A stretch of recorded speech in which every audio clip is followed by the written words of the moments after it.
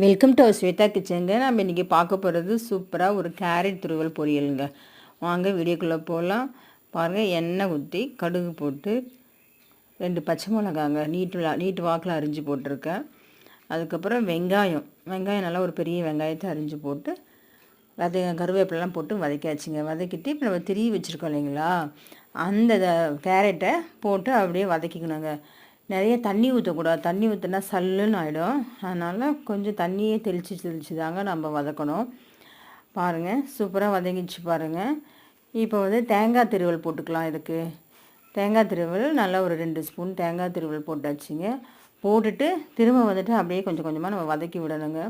ஏன்னா கொஞ்சம் வேகணும் இல்லைங்களா, உடனே எடுத்துடக்கூடாது.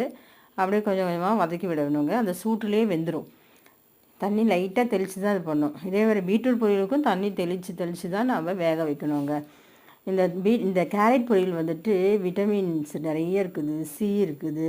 அதுக்கப்புறம் குழந்தைங்களுக்கு, குட்டி குழந்தைங்களுக்கு இந்த மாதிரி சீவலில் சீவி சாதத்தில் போட்டு கொஞ்சம் நெய் ஊற்றி பிசைஞ்சு ஊட்டினீங்கன்னா சூப்பராக சாப்பிடுங்க. அதே சமயம் நல்லா சத்தாகவும் இருக்குங்க குழந்தைங்களுக்கு. நம்ம ஸ்வேதா கிச்சனை ஃபஸ்ட் டைம் பார்க்குறவங்க சப்ஸ்கிரைப் பண்ணிக்கோங்க. ஸ்வேதா கிச்சனுக்கு சப்ஸ்கிரைப் பண்ணுங்கள். ஒவ்வொரு வீடியோவுமே நம்ம சூப்பராக போடலாங்க. நீங்களும் பார்த்து பயன்பெறுவீங்க.